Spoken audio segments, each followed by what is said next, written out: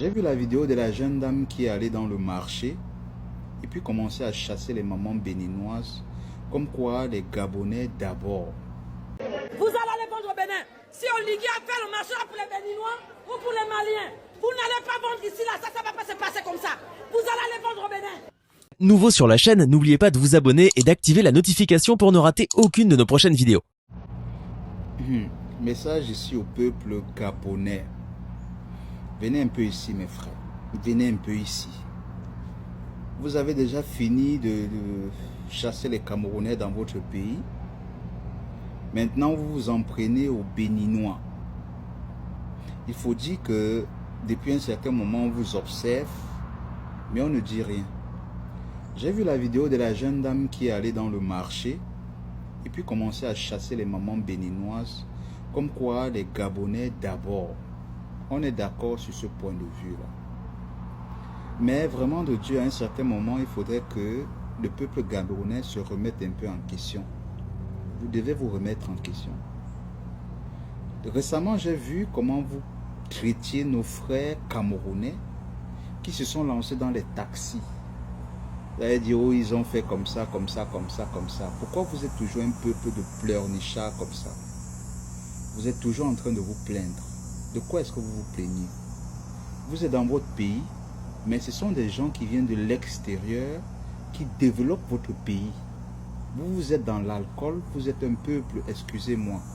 Certains d'entre vous, les Gabonais, vous êtes paresseux. Et du coup, quand vous voyez un expatrié réussir là où vous avez échoué, vous êtes frustré et ça vous fait mal. J'ai vu d'autres venir prendre l'exemple qu'au Cameroun, tu ne peux même pas avoir une boutique et autres là si tu es Gabonais.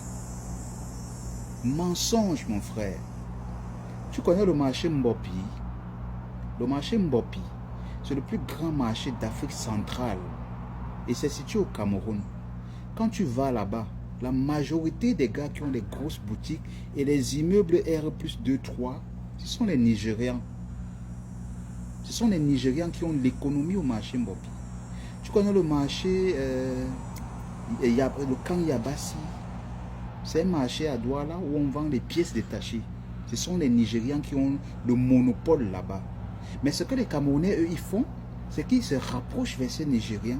Ils essaient de travailler en collaboration avec eux afin d'avoir les contacts. Et eux-mêmes, demain, ils connaissent déjà où on s'approvisionne. Ils partent également s'approvisionner et ils viennent challenger les Nigérians qui sont sur place.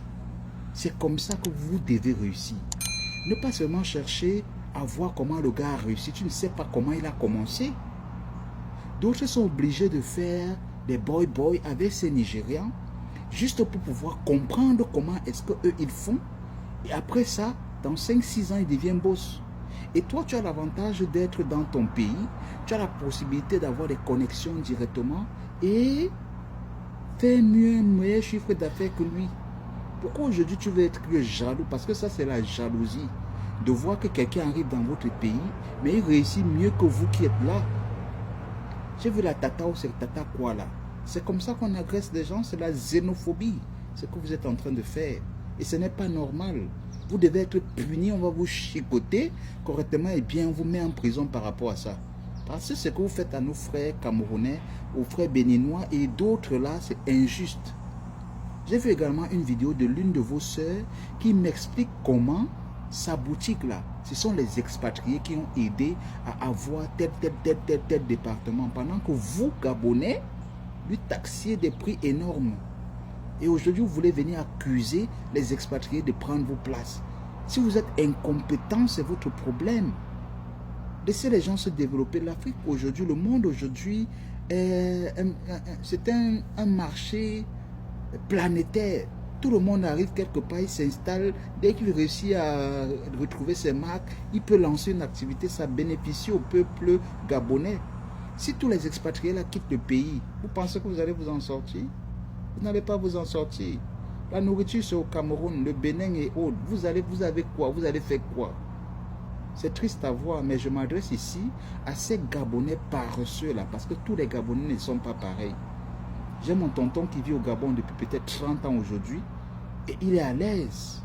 Il s'est bien intégré, il bagarre comme il peut bagarrer et il réussit à gérer le Gabon et le Cameroun. Mais pourquoi est-ce que vous voulez aujourd'hui venir nous diviser et autres? Il faut arrêter ça. Il faut arrêter, c'est pas sérieux. L'Afrique aujourd'hui doit être comme ça et non comme ça.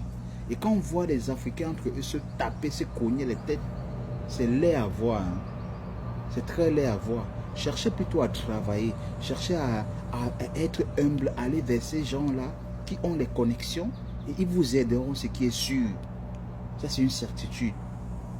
Donc, le gouvernement devrait arrêter tous ces gens qui font ces trucs-là. Les chicoter d'abord correctement et bien, et puis les relaisser. Ça servira de leçon aux autres paresseux qui veulent rentrer dans cette xénophobie-là. Oh, mes frères gabonais, là, il faut arrêter, hein.